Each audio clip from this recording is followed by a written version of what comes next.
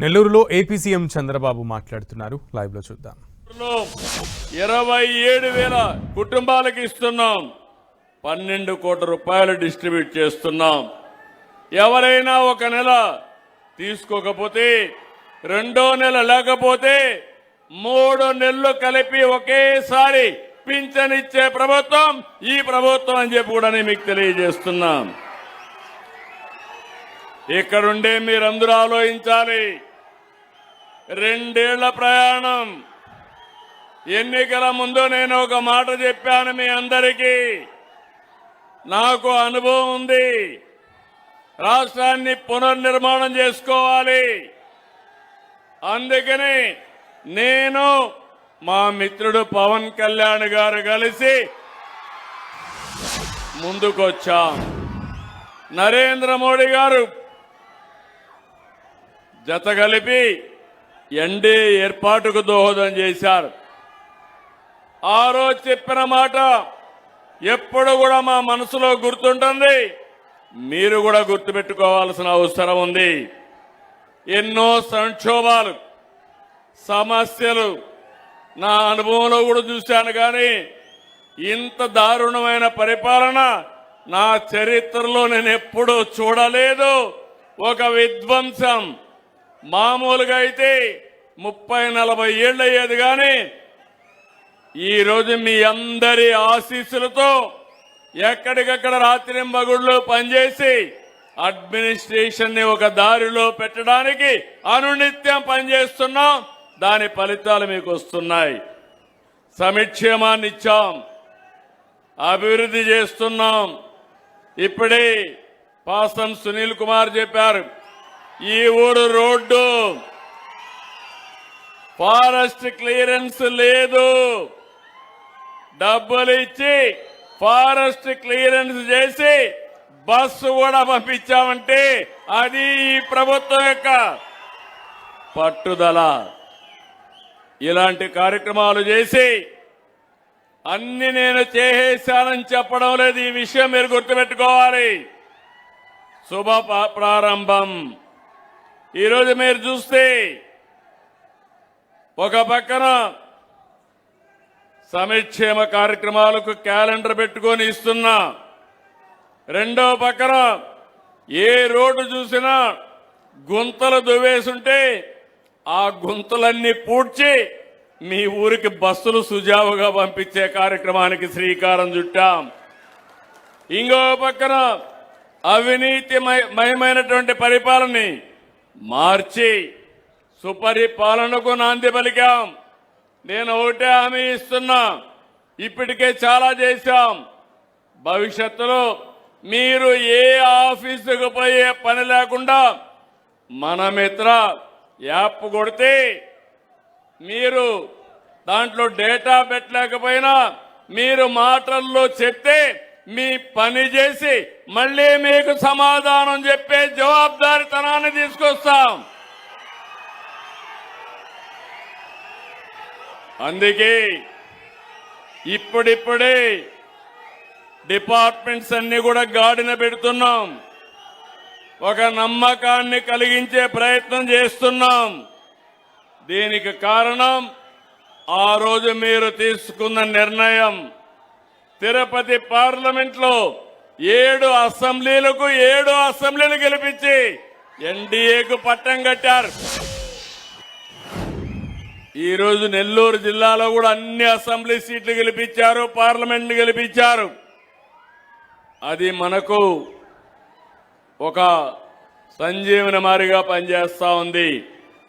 కేంద్ర సహకారం వచ్చింది, మన సంకల్పం ఉంది. మీ అందరూ మద్దతు ఇచ్చారు, అందుకే ముందుకు పోగలిగాం. మొన్ననే అన్నదాత సుఖీభవ పిఎం కిసాన్ కింద నిధులు విడుదల చేశాం. ఈ నెలలో ఈరోజు పింఛన్లు ఇచ్చాం. తొందరలోనే డేట్ కూడా ఫిక్స్ చేసి మీ అందరికీ ఎంతమంది పిల్లలుంటే అంతమంది తల్లికి వందనం ఇస్తాం. అదే కాదు, మా ఆడబిడ్డలకి దీపం పథకం కింద గ్యాస్ సిలిండర్లు 3 ఉచితంగా ఇస్తున్నాం. స్త్రీ శక్తి, తిరుగులేని శక్తి. మా ఆడబిడ్డలు ఎక్కడికి పోవాలన్నా జల్సాగా ఉచిత బస్సుల్లో ప్రయాణం చేయొచ్చు. భవిష్యత్తులో ఏ ఆర్టీసీ బస్సు కొన్నా అన్ని కూడా ఏసీ బస్సులే వస్తాయి. మా ఆడబిడ్డలు ఏసీ బస్సుల్లో తిరిగే రోజు వస్తుంది. ఇదే కాదు, దివ్యాంగ శక్తి, మత్స్యకారుల సేవలు, ఆటో డ్రైవర్ సేవలు, చేనేత కార్మికులకి 200, 500 యూనిట్లు ఉచిత కరెంటు ఇలాంటి పథకాలు అమలు చేశాం. నేను ఒకటే ఆలోచిస్తున్నాను, మీ జీవన ప్రమాణాలు పెరగాలి, పేదవాడికి అండగా ఉండాలి. అందుకే ఈరోజు మనం తీసుకొచ్చిన కార్యక్రమాలు సూపర్ 6 గాని అనేక సంక్షేమ కార్యక్రమాలు తీసుకొచ్చాం. నేను ఒక మాట చెప్పాను, పిలిపిచ్చాను, P4, అదే మార్గదర్శి బంగారు కుటుంబం. పైనుండే 10% మార్గదర్శులు, కింద నుండే 20% బంగారు కుటుంబాలు. 2 కలవాలి. ఇదొక సామాజిక బాధ్యత.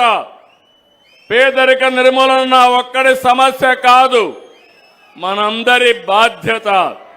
అందుకని ఈరోజు మీరు చూస్తే ఇది ప్రపంచంలోనూ ఒక గొప్ప అడుగు. ఎందుకు ఈ మాట వాడుతున్నానంటే, ఆర్థిక అసమానతలు తగ్గిస్తే అందరి జీవన ప్రమాణాలు మెరుగుపడతాయి. కానీ కొంతమంది కోటీశ్వరులు మాత్రం ఉండి నిరుపేదకు తిండి లేకపోతే అది నిజమైన అభివృద్ధి కాదని కూడా చెప్తున్నా. అందుకే నా జీవితంలో ఒకటే చెప్తున్నా, ఎన్నో కార్యక్రమాలు చేశాను. భవిష్యత్తులో పేదవాళ్ళందరికీ మెరుగైన జీవన ప్రమాణాలు కలిగించే వరకు నా జీవితాన్నే అంకితం చేస్తానని మీ అందరికీ హామీ ఇస్తున్నాను. 12 లక్షల బంగారు కుటుంబాలు, 1 లక్ష మార్గదర్శులు, 2 కలిసి పనిచేస్తున్నారు. అది కూడా ఒకరోజు కాదు, short term, medium term, long term ప్రణాళికలు తయారు చేసుకుని విద్య, నైపుణ్య శిక్షణ, సొంతిల్లు, వ్యాపారం ఇలాంటి అనేక కార్యక్రమాలు చేయబోతున్నారు. ఆ విషయం మీరు గుర్తుపెట్టుకోవాలి. మీరు కూడా సహకరించాలి. 2 గాని పనిచేస్తే ప్రభుత్వం ఇచ్చే సహాయానికి అదనంగా వనరులు తీసుకొచ్చి ఈ కార్యక్రమాలు చేస్తారు. ఈరోజు ఎస్సీ ఉంది, ఎస్టీలు ఉన్నారు, బీసీలు ఉన్నారు, ఇంకొక పక్క మైనారిటీ ఉన్నారు. కొన్ని కులాల్లో కూడా పేదరికం ఉంది. అందుకే ఆ కులాల వారిగా పేదరిక నిర్మూలన కోసం కార్యక్రమాలు చేస్తాం. ఇంకో పక్క నేను ఒక మాట చెప్పాను మీ అందరికీ, 1 ఫ్యామిలీ 1 ఆంటర్‌ప్రెన్యూర్.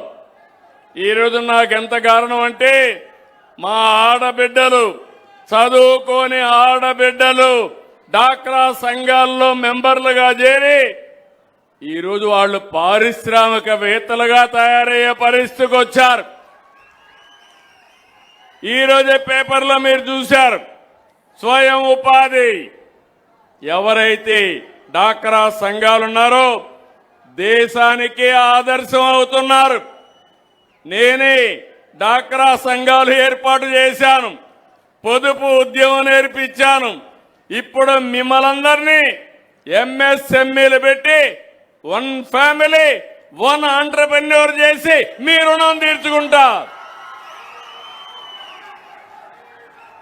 నిన్న గవర్నమెంట్ ఆఫ్ ఇండియా అనలైజ్ చేసి దేశానికి ఎవరు ఆదర్శం అంటే మన ఆంధ్రప్రదేశ్లో ఉండే డాక్రా సంఘాలు ఆదర్శం అంటే అది నాకు తృప్తి. నేను నిజంగానే మా ఆడబిడ్డల్ని అభినందిస్తున్నా. వ్యక్తిగత ఎంటర్ప్రైజ్ రుణాల అమల్లో 99.7% లక్ష్యాన్ని సాధించారు మా ఆడబిడ్డలు. నీతి నిజాయితీకి మారు పేరు డాక్రా సంఘాలని మరొకసారి తెలియజేస్తున్నా. డబ్బులు తీసుకుంటే ముందు బ్యాంకులకు డబ్బులు కట్టిన తర్వాతనే భోంచేస్తారు. అది వాళ్ళ నీతి నిజాయితీ. అందుకే బ్యాంకర్లు కూడా ఎతుక్కుంటూ వచ్చి ఎంత డబ్బులు కావాలన్నా మా డాక్రా సంఘాలకు ఇచ్చే పరిస్థితి ఉంది. ఇది శుభ పరిణామం. నేను మిమ్మల్ని అందరినీ కోరుతున్నా, అందరికీ సంక్షేమ ఫలాలు అందాలి, అన్ని ప్రాంతాల అభివృద్ధి జరగాలి. ఏదో ఒక ప్రాంతమే కాదు, ఒక గ్రామమే కాదు, ఒక టౌనే కాదు. అందుకే 3 విధాలుగా ఆలోచించాను. విశాఖ, అమరావతి, తిరుపతి 3 రీజన్లుగా పెట్టుకుని ఎక్కడికక్కడ అభివృద్ధికి శ్రీకారం చుట్టాం. పొట్టి శ్రీరాములు నెల్లూరు జిల్లా రేపు ఈరోజు చూస్తే ఆంధ్రప్రదేశ్ పారిశ్రామిక అభివృద్ధిలో చాలా ముందుడు ఉన్నారు. ఇప్పుడే ప్రభాకర్ రెడ్డి గారు చెప్పారు. నేను ఆలోచిస్తున్నా, దేశంలోనే నెంబర్ 1 జిల్లాగా పొట్టి శ్రీరాములు జిల్లా తొందరలోనే తయారవుతుంది. ఇక్కడ సుదీర్ఘమైన తీర ప్రాంతం ఉంది. ఇప్పటికే కృష్ణపట్నం పోర్ట్ ఉంది. పైనే రామాయంపట్నం పోర్ట్ వస్తా ఉంది. కిందన దుగ్గరాజపట్నం పోర్ట్ కూడా వస్తా ఉంది. దుగ్గరాజపట్నంలో దేశానికి అవసరమైన షిప్పులు ఇక్కడనే తయారు చేయబోతున్నాం. రామాయంపట్నంలో మీరు చూస్తే అతిపెద్ద కంపెనీ బీపీసీఎల్ ఆయిల్ రిఫైనరీ 1,00,000 కోట్ల రూపాయలు పెట్టుబడి పెడుతున్నారు. ఇది దేశంలోనే అతిపెద్ద చమురు శుద్ధి కర్మాగారం. క్రిస్ ఇండస్ట్రియల్ నోడ్లో 10,000 కోట్ల రూపాయలు పెట్టుబడులు పెడుతున్నారు. కడాన వెనుకబడినటువంటి ఉదయగిరిలో డిఫెన్స్ ఎమ్యునేషన్ క్లస్టర్ వస్తా ఉంది. ఎప్పుడో పెండింగ్ ఉన్న ఇఫ్కో కిసాన్ సెజ్ వంటి పరిశ్రమలు కూడా వస్తున్నాయి. ఇక్కడ మీరు చూస్తే నాకు చాలా ఆనందం. గూడూరు, చిల్లకూరు, కోట, ముత్తుకూరులో 27 భారీ పరిశ్రమలు వచ్చాయి. ఇప్పుడే కలెక్టర్ గారు చెప్పారు, దేశంలోనే మెగా ఫర్నిచర్ పార్కు మీ గూడూరులో వస్తా ఉంది. 1000 ఎకరాలు పక్కనే, దీని పక్కనే వస్తా ఉంది. 1000 ఎకరాల్లో 10,000 మందికి ఉపాధి కల్పించబోతున్నారు. 3,500 కోట్లు కేంద్రం రాష్ట్రం కలిసి ఖర్చు పెట్టబోతున్నారు. ఒకసారి శ్రీ సిటీ చూడండి, దేశంలోనే ఒక ఆదర్శం. ఈ మధ్య కాలంలో పెట్టుబడులన్నీ మన రాష్ట్రానికే వస్తున్నాయి.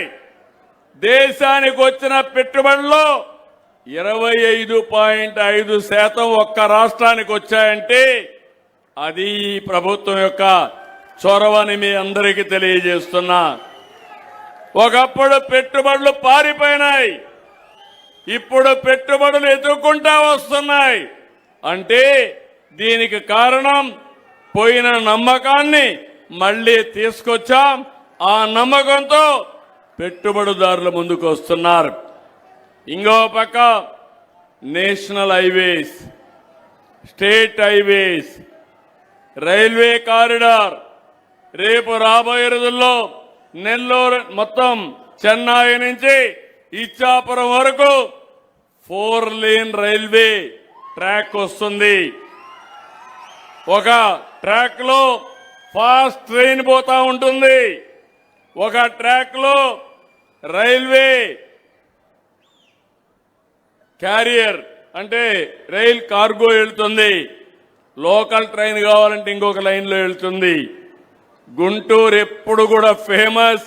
దానికి కారణం ఇక్కడ రైల్వే కేంద్రం ఉండడం, భవిష్యత్తులో మీరు రాబోయే రోజుల్లో అన్ని పోర్టులకు అనుసంధానం చేస్తాం. దుగ్గిరాజపట్నం ఎయిర్పోర్ట్ వస్తుంది, ఇంకో పక్క పోర్టులు వచ్చాయి. ఇవన్నీ వస్తే ప్రపంచాన్ని అనుసంధానం చేస్తూ ఆంధ్రప్రదేశ్ రాష్ట్రాన్ని నెంబర్ 1 స్టేట్ గా తయారు చేయడానికి ముందుకు పోతాం. ఇదే కాదు, నేను ఎప్పుడు కూడా సాగునీటికి కూడా ప్రాధాన్యత ఇస్తున్నాను. ఫార్మర్ అనేది ఫస్ట్, రైతు అనేది ముఖ్యం. రైతే ఆధారంగా నేను ఆలోచిస్తున్నాను. అందుకే 36 ప్రాజెక్టులు రాబోయే 3 ఏళ్లలో ఒక క్యాలెండర్ ఇచ్చాం. ఇప్పటికే 24,000 కోట్లు ఖర్చు పెట్టాం, మిగిలింది కూడా ఖర్చు పెడతాం. ఈ జిల్లాకు ముఖ్యమైన ప్రాజెక్టు వెలుగొండ. ఈరోజు మీరు చూస్తే ఇది పూర్తి చేసి దుత్తలూరు, వింజమూరు, ఉదయగిరి, మర్రిపాడు, ఆత్మకూర్, అనంతసాగరం మండలాలకి సాగునీరిచ్చే బాధ్యత ఈ ప్రభుత్వం తీసుకుంటాం. మొన్నే వెళ్ళాను.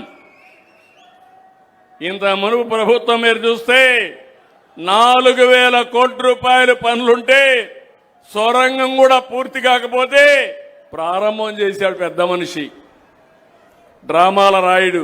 ఇదే పని, నాటకాలే. ఈరోజు మీరు చూస్తే నేను వెళ్ళి 900 కోట్ల రూపాయలు పునరావాసానికి డబ్బులు ఇస్తున్నా. మొన్నే 300 రిలీజ్ చేశాను, తొందరలో 600 రిలీజ్ చేస్తాను. మొత్తం కలిసి 2,500 కోట్ల రూపాయలు ఖర్చు పెట్టి ఫేజ్ 1 పూర్తి చేసి ఫేజ్ 2 కూడా పూర్తి చేసి వెలుగొండ పూర్తి చేసే బాధ్యత ఈ ప్రభుత్వానిది. ఇంకొక పక్క పెన్నా సర్వేపల్లి రిజర్వాయర్ని కూడా ఈ ఏడాది డిసెంబర్ కంతా పూర్తి చేస్తాం. మీరు ఒక విషయం గుర్తుపెట్టుకోవాలి, మీలో కూడా ఒక చైతన్యం ఉండాలి. సంక్షేమం, అభివృద్ధి, సాధికారత ఇది ఒక సైకిల్ కింద వెళ్తుంది. అభివృద్ధి జరిగితే ప్రభుత్వాలకు ఆదాయం వస్తుంది, ఆదాయం వస్తే సంక్షేమానికి డబ్బులు వస్తాయి. అప్పులు చేస్తే తర్వాత అప్పులు ఇచ్చేవాళ్ళు కూడా ఉండరు. ఈ విషయం కూడా మనం గుర్తుపెట్టుకోవాల్సిన అవసరం ఉంది. మనం ఎంత చిత్తశుద్ధితో పనిచేసినా ఓసారి కొన్ని సమస్యలు కూడా వస్తాయి. ప్రకృతి వైపరీత్యాలు, ప్రపంచ యుద్ధాలు కూడా మన జీవితాలని ప్రభావితం చేస్తాయి. ఈరోజు మీరు ఒక్కసారి చూస్తే ఎల్నినో ఫ్యాక్టర్ వచ్చింది. యూరోప్ అంటే మీకు గుర్తుంటుంది, ఇది మన ఊర్లో వచ్చిన సమస్య కాదు, ప్రపంచాన్ని ఎదుర్కొన్న సమస్య.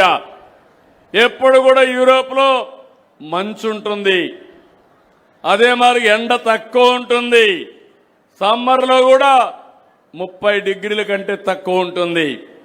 అలాంటి దేశంలో 45-50 డిగ్రీలకు వెళ్ళిపోయింది.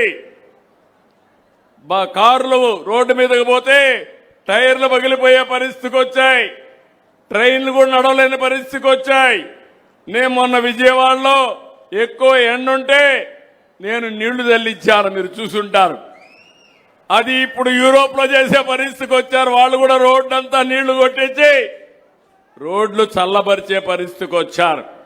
అంటే నేను ఎందుకు చెప్తున్నానంటే ఈరోజు మీరు గుర్తుపెట్టుకోవాల్సింది, పోయిన సంవత్సరం వర్షాలు పడ్డాయి, గోదావరి, కృష్ణ నదులన్నీ పొంగి ప్రవహించాయి. నేను కూడా అన్ని రిజర్వాయర్లు నీళ్లు పెట్టి 65% నీళ్ని నిల్వ చేశాను. కానీ ఈ సంవత్సరం జూన్ అయిపోయింది, జూలైకి వచ్చాం, గోదావరిలో నీళ్లు రావడం లేదు, కృష్ణాలో నీళ్లు రావడం లేదు, ఆల్మట్టికి నీళ్లు రాలేదు. దీనికి కారణం పైన వర్షాలు పడలేదు. ఈ విషయం మీరు గుర్తుపెట్టుకోవాలి. మన చేతుల్లో వాతావరణం ఉంది. అందుకే ఈ సంవత్సరం మళ్ళీ నేను ఆలోచించి ఏదైతే రైతులందరినీ కూడా సిద్ధపరిచి జలధార కార్యక్రమానికి శ్రీకారం చుట్టాను. ఎక్కడ పడిన నీళ్లు అక్కడే భూగర్భ జలాలుగా మార్చాలి, భూమిని జలాశయంగా చేయాలి. ఇంకో పక్క కృష్ణా గోదావరి అనుసంధానం జరిగింది. భవిష్యత్తులో ఈరోజు ఈ రాష్ట్రంలో ఉండే అన్ని నదుల అనుసంధానం జరుగుతుంది. రేపు రాబోయే రోజుల్లో శ్రీశైలం కానీ నాగార్జునసాగర్ నుంచి కానీ నీళ్లు వస్తే మీ సోమస్యలకి కందలేరుకొచ్చి ఇక్కడ నీళ్లన్నీ కూడా కావేరి వరకు తీసుకుపోవాలని, గోదావరి కావేరి లింక్ చేయాలని కేంద్రం ఈ రాష్ట్ర ప్రభుత్వం కూడా ఒక సంకల్పంతో ముందుకున్నాం. ఇది వస్తే ఇక్కడ ఏ మాత్రం కూడా నీటి సమస్య ఉండదు. నేను ఒకటే మిమ్మల్ని కోరుతున్నా, నీరుండి, పోర్ట్లుండి, ఎయిర్పోర్ట్ ఉండి, భూములుండి ఇవన్నీగా వేసుకుని బంగారు పండించే రైతాంగం, చదువుకున్న పిల్లలు మీరందరూ అనుకుంటే పేదరిక సమస్య పరిష్కారం ఒక పెద్ద ఇష్యూ కాదు. ఇంకొక విషయం గుర్తుపెట్టుకోవాలి, ప్రపంచంలోనే పెను మార్పులు వస్తున్నాయి. కరెంటు విషయంలో ఒకప్పుడు మీరు చూస్తే ఎక్కడో కరెంటు ఉత్పత్తి చేస్తే మన దగ్గరకు వచ్చేది. మీ ఇల్లే కరెంటు ఉత్పత్తి చేసే కేంద్రం ఇప్పుడు సోలార్. మీ పొలమే కరెంటు ఉత్పత్తి చేసుకునే కేంద్రం. ఈ విషయంలో కూడా మీరు సహకరించాలి. మీరు డబ్బులు పెట్టాల్సిన పని లేదు, కానీ చైతన్యంతో ముందు పోతే ఇవన్నీ సాధ్యం. ఈరోజు యుద్ధం వల్ల ఎక్కడికక్కడ చమురు ధరలు పెరిగాయి, కానీ కేంద్రం కూడా ముందుకు వచ్చి రాబోయే రోజుల్లో మొక్కజొన్నతో ఎథనాల్ కూడా తయారు చేసే పరిస్థితికి వస్తున్నారు. మన కార్లన్నీ ఎథనాల్ ఉపయోగించుకుని పెట్రోల్ కాకుండా ముందుకు పోయే రోజులు తొందరగానే వస్తున్నాయి. నేను ఈ సందర్భంగా మిమ్మల్ని అందరినీ ఒకటే కోరుతున్నా, కష్టాల్లో ఉండే సమయంలో అధైర్యపడడం కాదు, తెలివితేటలతో ఆలోచించుకోవాలి. రెండోది మీరందరూ గుర్తుపెట్టుకోవాల్సింది, ఇలాంటి సమయంలో ప్రభుత్వం నాకేమిచ్చిందని కాకుండా దేశానికి నేనేం చేశామనేది మీ అందరిలో ఆలోచన రావాలి. అది వస్తే తిరుగులేని శక్తిగా భారతదేశం తయారవుతుంది, ఆంధ్రప్రదేశ్ తయారవుతుందని చెప్పి కూడా నేను మీకు తెలియజేస్తున్నా. ఈరోజు ఇక్కడి నుంచి నేను మధ్యాహ్నం hero Motors global parts centre కింద ఇనాగరేట్ చేస్తున్నాం. ఒక ఇండస్ట్రీ రావాలంటే చాలా కష్టాలుంటాయి, తరిమి కొట్టాలంటే ఒక్క నిమిషం పని. ఇదే హీరో మోటార్ని నేను 16-17లో కర్ణాటకకు పోతా ఉంటే నేను వాళ్ళ ఇంటికి వెళ్ళి వాళ్ళ పెళ్లి జరిగితే ఆ ఇంట్లో ఆ కార్యక్రమానికి అటెండ్ అయ్యి నేను ఆ రోజు హామీ ఇచ్చాను, మీరు రండి, అన్ని విధాలు నేను సహకరిస్తానని. వాళ్ళు వచ్చారు, హీరో మోటార్స్ ఫ్యాక్టరీ పెట్టారు. ఈరోజు ప్రపంచానికి కేంద్రంగా ఆటో పార్ట్స్ తయారు చేసే హబ్ని మన ప్రాంతంలో పెట్టారంటే అది ఈ ప్రభుత్వం చూపించే చొరవ. రేపే మళ్ళీ జీరామ్జీ కార్యక్రమాన్ని కోడూరులో ప్రారంభిస్తున్నాం. ఎల్లుండ మళ్ళీ కడపలో రాయలసీమ స్టీల్ ప్లాంట్, అది కూడా గ్రీన్ స్టీల్ ప్లాంట్ ని ఫౌండేషన్ ఇస్తున్నాం. 2028కి దాన్ని కూడా పూర్తి చేయబోతున్నాం. నేను ఎక్కడికి పోయినా ఒకటే అడుగుతున్నా, నేను ఫౌండేషన్ వేస్తే ఎప్పుడు ఇనాగరేట్ చేస్తారో డేట్ కూడా ఫిక్స్ చేసి నెలవారీగా నాకు నివేదికలు పంపించాలి. అనుకున్న టైంలో చేసే బాధ్యత ఈ ప్రభుత్వం తీసుకుంటామని చెప్పి నేను మీకు తెలియజేస్తున్నా. నా ప్రయత్నం అభివృద్ధి, నా ప్రయత్నం సంక్షేమం, నా ప్రయత్నం ఏ ఒక్క వ్యక్తి కూడా ఇబ్బంది లేకుండా మీకు పరిపాలన ఫలాలను అందించాలని. నిన్నే మాట్లాడాను, సర్వీస్ ప్రొవైడర్లు ఉన్నారు టెలికమ్యూనికేషన్లో 8% కొన్ని దిక్కల ఫోన్లు లీవ్. పేదవాళ్లు కానీ అదే మరి రిమోట్ ఏరియాలో ఫోన్లు లేకపోతే అవసరమైతే ప్రత్యేకమైన సదుపాయాలు ఇస్తా.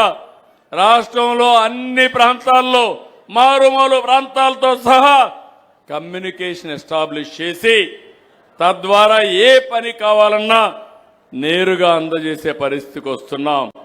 ప్రతి వారం సోమవారం వస్తే 2 గంటలు కూర్చుంటున్నాం. పరిపాలన ఫలితాలు మీకు ఎట్లంతున్నాయి, మీరు ఏ విధంగా అనుభవిస్తున్నారో అన్ని కూడా నేను రివ్యూ చేస్తున్నాను. కానీ దురదృష్టం మన దగ్గర ఒక పార్టీ ఉంది. ఏ పార్టీ? గొడ్డలి పార్టీ. ఇది గొడ్డలి పార్టీ అవునా కాదా అందరూ ఆత్మవిమర్శ చేసుకోవాలి. మీరు గాని అది గొడ్డలి పార్టీ అవునంటే మీరు కూడా ఆ పార్టీకి గొడ్డలి పార్టీగా నామకరణం చేసి ఇప్పటి నుంచే మీరందరూ ఆ పేరుతోనే పిలవాలి. సిద్ధమా అని అడుగుతున్నా మిమ్మల్ని అందరినీ. నేను ఒకటి అడుగుతున్నా, ఎక్కడో ఉంటారు ఒకప్పుడు తీవ్రవాదులు, వాళ్ళు కనపడరు, కానీ ఒక లెటర్ పంపిస్తారు, నేను చెప్పినట్టు నువ్వు చేయకపోతే నిన్ను చంపేస్తామని. భయపడి డబ్బులు ఇమ్మంటే డబ్బులు ఇస్తారు, ఏ పని చేయమంటే ఆ పని చేసేవాళ్ళు. నేను వాళ్ళ మీద పోరాడాను. కడాన నన్ను టార్గెట్ చేశారు. టార్గెట్ చేసి తిరుపతి వెంకటేశ్వర స్వామికి ఏదైతే మనం మామూలుగా లాంఛనాలు ఇస్తాం, అలాంటి లాంఛనాలు ఇచ్చే సమయంలో నా మీద 23 క్లేమోర్ మైన్స్ పెట్టి నన్ను చంపే ప్రయత్నం చేస్తే సాక్షాత్తు వెంకటేశ్వర స్వామి దిగొచ్చి నాకు ప్రాణభిక్ష పెట్టాడు.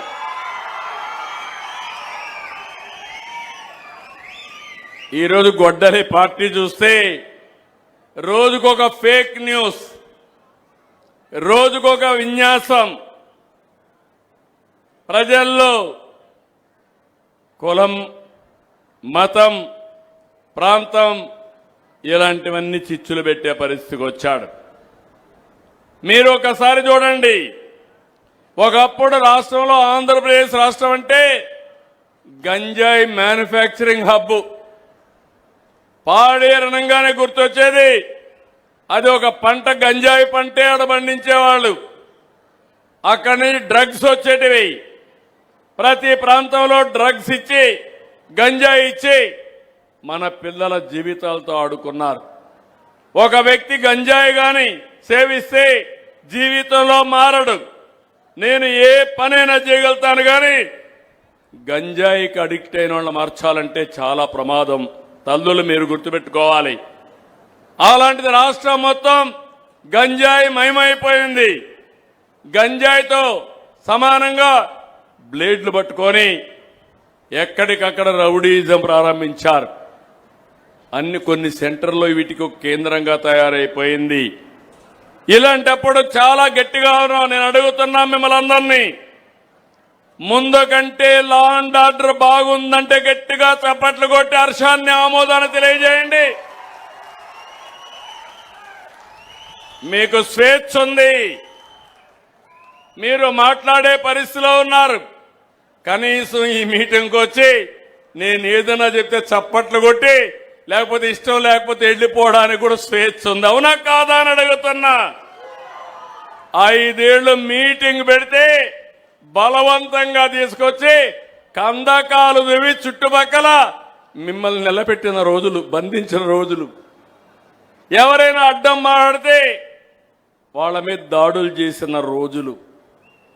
మీరొక్క విషయం చూడండి, ఇటీవల 3 సంఘటనలు చెప్తున్నాను. ఇలాంటి 30 ఉన్నాయి, 300 కూడా ఉన్నాయి. మనందరికీ ఒక రాజధాని అవసరమా లేదా మిమ్మల్ని అడుగుతున్నా. ఏమమ్మా, కావాలనా లేదా? కావాలి అనుకున్నాడు చేతుల పైకెత్తండి. అందరికీ రాజధాని కావాలి, గొడ్డలి పార్టీకి మాత్రం రాజధాని అవసరం లేదు. ఎన్నికల కంటే ముందు మొట్టమొదటిసారిగా అసెంబ్లీ హైదరాబాద్లో పెడితే నేను కూడా అమరావతిని సపోర్ట్ చేస్తానని చెప్పాడు. చెప్పిన తర్వాత 29,000 మంది రైతులు 33,000 ఎకరాలు భూమి స్వచ్ఛందంగా రాజధానికి ఇచ్చారు. ల్యాండ్ పూలింగ్ లో రాజధాని ప్రారంభిస్తే జరగనీయకుండా అడ్డం పెడి కుట్రలు చేసి అక్కడ చెరుకు తోటలుంటే అవన్నిటికీ అగ్గిపెట్టి మళ్ళా ప్రభుత్వమే చేసిందని కుట్రలు చేసే పరిస్థితికి వచ్చారు. వీళ్ళకి అలవాటే. బాబాయిని గొడ్డలతో చంపేసి నా మీద కేసు పెట్టిన వాళ్ళకి నేరాలు చేయడం అంత కష్టం కాదు. అయిపోయింది, పని అవుతా ఉంది. 2019లో మనం ఓడిపోయాం. 2019 ఓడిపోగానే మాట మార్చేశాడు. మాట మార్చి ఆ రోజు చెప్పింది మీరు చూస్తే 3 రాజధానులు, 3 ముక్కలాట ఆడాడు. 5 ఏళ్లు ఏమీ చెయ్యలేదు. బయట పోతే అవమానం. ఎవరన్నా తమిళనాడు నుంచి బయట పోతే మీ రాజధాని ఏదంటే గర్వంగా చెన్నై అని చెప్పేవాళ్ళు. తెలంగాణ నుంచి బయట పోతే మీ రాజధాని ఏదంటే హైదరాబాద్ అని నేను డెవలప్ చేసిన రాజధాని గర్వంగా తెలంగాణలో చెప్పేవాళ్ళు. బెంగళూరుకు పోతే కర్ణాటకకు పోతే కర్ణాటకలో బెంగళూరుని గర్వంగా చెప్పేవాళ్ళు. మన పిల్లలకు కూడా అర్థమయ్యేది కాదు ఏ రాజధాని అని చెప్పాలి.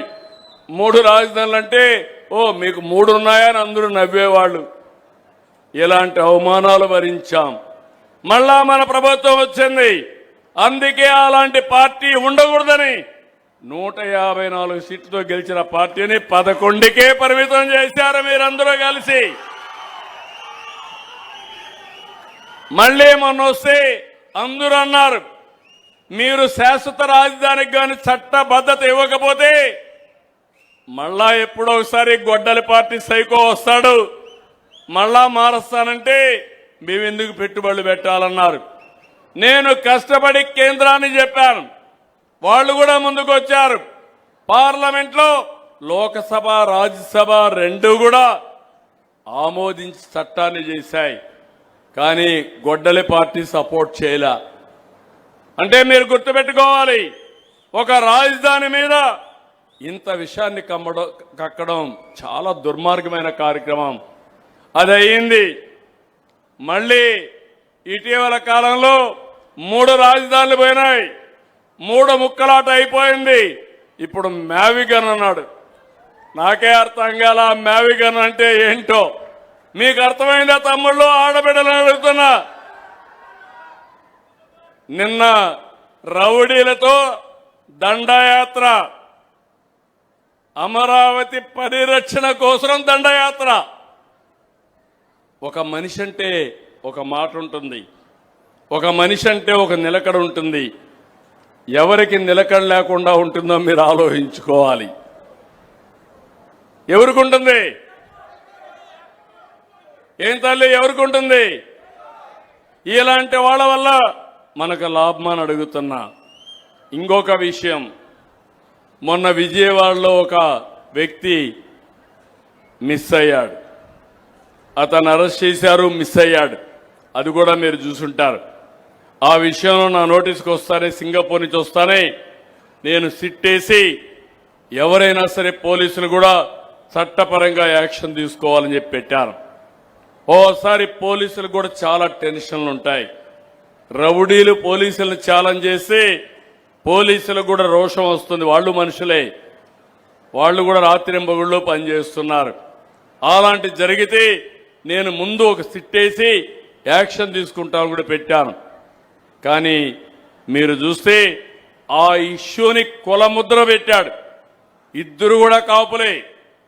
ఇద్దరు కాపులైతే కులముద్ర పెట్టి అనవసరంగా నోరు బారేసుకుని డిప్యూటీ సీఎం పవన్ కళ్యాణ్ పైన లేనిపోని పోస్టులు పెట్టే పరిస్థితికి వచ్చారు. కడాన మీరు గుర్తుపెట్టుకోవాలి, ఆయన కూతుర్లు ఏం తప్పు చేశారని అడుగుతున్నాం. కూతుర్ల పైన అసభ్యకరమైన పోస్టులు పెట్టి మానసిక క్షోభకు గురయ్యే పరిస్థితికి వచ్చారు.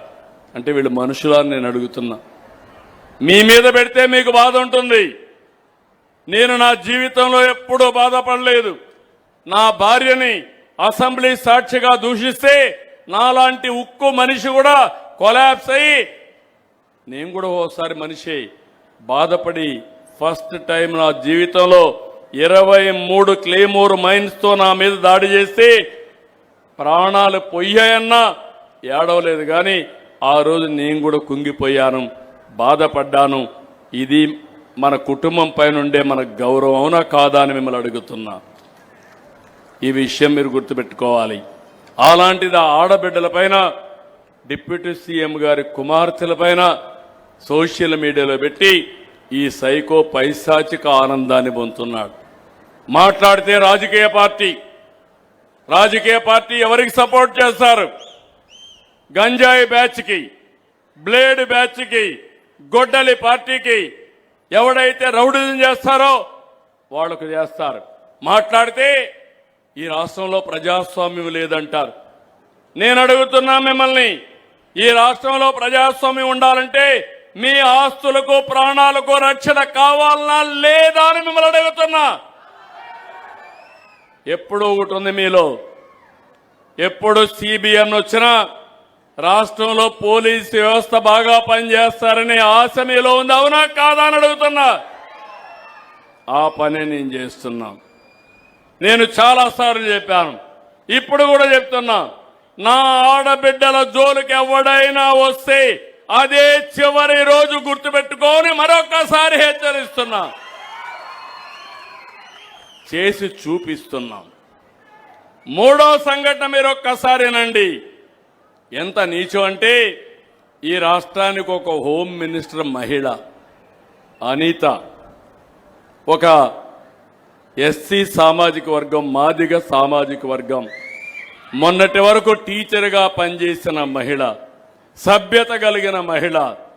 ఆ అమ్మాయి పైన వీళ్ళ మాజీ మంత్రి మేకప్ చేసుకుంటుందని మాట్లాడతాడు.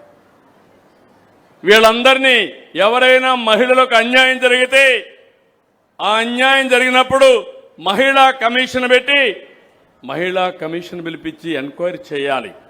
చట్టబద్ధంగా వాళ్ళకి పవర్స్ ఉన్నాయి. నిన్న మహిళా కమిషన్ చైర్పర్సన్ పిలిచి, నువ్వు ఈ మారిగా అన్నావు తప్పు కదా అని అడిగారు. అడిగితే సమాధానం మీరు చూస్తే ఆడబిడ్డలు గుర్తుపెట్టుకోవాలి. అడిగితే నా ఇష్టం, నేను అంటా, ఇంకా అంటా, మీరేం చేస్తారన్నాడు. అంటే మీరు గుర్తుపెట్టుకోవాల్సింది, అదే ఈ సైకో గాని సహకారం లేకపోతే ఆ వ్యక్తి ఆ మారిగా మాట్లాడతాడా అని అడుగుతున్నా. మా పార్టీలో గతను ఈ గొడ్డలి పార్టీ నేత సతీమణి పైన ఒక పోస్టర్ పెడితే నేను ఇమ్మీడియట్గా అరెస్ట్ చేసి జైల్లో పెట్టాను. ఒక మెసేజ్ ఇచ్చాను, ఎవ్వరు కూడా ఆడవారి పైన నోరు బారేసుకోకూడదు, వాళ్ళకి ఏమాత్రం కూడా అవసరం లేని వాళ్ళ పైన ఇలాంటి చేయకూడదని నేను చూపిస్తే, వీళ్ళు వాళ్ళని ప్రోత్సహించి తద్వారా మనం గట్టిగా మాట్లాడితే పోలీసులు అతిగా చేస్తారని చెప్పడం, ఇలాంటివన్నీ చేసే పరిస్థితికి వచ్చారు. నేను ఈ రాష్ట్రంలో ఉండే మిమ్మల్ని అడుగుతున్నా, నేను ఒక పక్క మీకు సేవా కార్యక్రమాలు చేయాలి, సంక్షేమానికి డబ్బులు సమకూర్చాలి, మళ్ళీ శుభ్రంగా నెల నెలా మీకు చేర్చే కార్యక్రమం తీసుకోవాలి, ఇంకో పక్క అభివృద్ధి కార్యక్రమాలు చేయాలి, ఇంకో పక్క పరిపాలనలో ఎవ్వరికీ ఇబ్బంది లేకుండా కార్యక్రమాలు చేయాలి. కానీ ఇంకొక పక్క మీరు చూస్తే నేను యజ్ఞం మారిగా ఈరోజు పనిచేస్తా ఉంటే వీళ్ళు రాక్షసుల మారిగా వచ్చి ఆటంకాలు చేసే పరిస్థితికి వచ్చారు. అందుకే మిమ్మల్ని అందరినీ కూడా అడుగుతున్నా, ఈరోజు మీలో ఒక చైతన్యం రావాలి. నేను చాలా మంది రాజకీయ పార్టీలు చూశాను. నా జీవితంలో మొట్టమొదటిసారిగా నేరాలు చేసే పార్టీ, నేరస్తుల్ని కాపాడే పార్టీ, నేరస్తులతో రాజకీయం చేసే పార్టీ అని నా చరిత్రలో 50 సంవత్సరాల సుదీర్ఘ రాజకీయ చరిత్రలో ఇప్పుడే చూస్తున్నా. అందుకే నేను మిమ్మల్ని అడుగుతున్నా, మీరు కూడా ఆలోచించాలి. అర్హత లేని వాళ్ళకి అందలం ఎక్కిస్తే చాలా సమస్యలు వస్తాయి. నన్ను జైల్లో పెట్టాడని కాదు, నేను పెట్టాలని కూడా ఒక్క నిమిషం పని, అంతే కదా. పెట్టాలని టైం పడుతుందా? నాకు ఒక్క నిమిషమే కదా, నాకు చేత కదా, నాకు అనుభవం లేదా. కానీ నా ఉద్దేశం అది కాదు. ఈ రాష్ట్రం ఇప్పటికే నష్టపోయాం. ఈ రాష్ట్రాన్ని అభివృద్ధి చేయాలి, మళ్ళీ మీకు న్యాయం జరగాలి. దేశంలో నెంబర్ 1 రాష్ట్రం ఏదంటే దానికి చిరునామాగా ఆంధ్రప్రదేశ్ ఉండాలి. ప్రపంచంలోనే నెంబర్ 1 జాతిగా తెలుగు జాతి ఉండాలి. నా ధ్యేయం. వీళ్ళ ధ్యేయం రౌడీజం చేయాలి, ఎక్కడికక్కడ అందరిని అవమానం చేయాలి. వీళ్ళ అవమానంతో మనం చాలా బాధపడి కుంగిపోవాలి. ఇలాంటి వీళ్ళు చేసే పరిస్థితికి వస్తున్నారు. కనీసం హోమ్ మినిస్టర్కి రక్షణ లేకపోతే హోమ్ మినిస్టర్ పైనే నిందలేసే పరిస్థితి వస్తే, అవమానించే పరిస్థితి వస్తే మామూలు వ్యక్తుల పరిస్థితులు మీరు ఆలోచించుకోవాల్సిన అవసరం ఉంది. అందుకే నేను మళ్ళీ మిమ్మల్ని అందరినీ కోరుతున్నా, గొడ్డలి పార్టీ నెవర్ అగైన్. జీవితంలో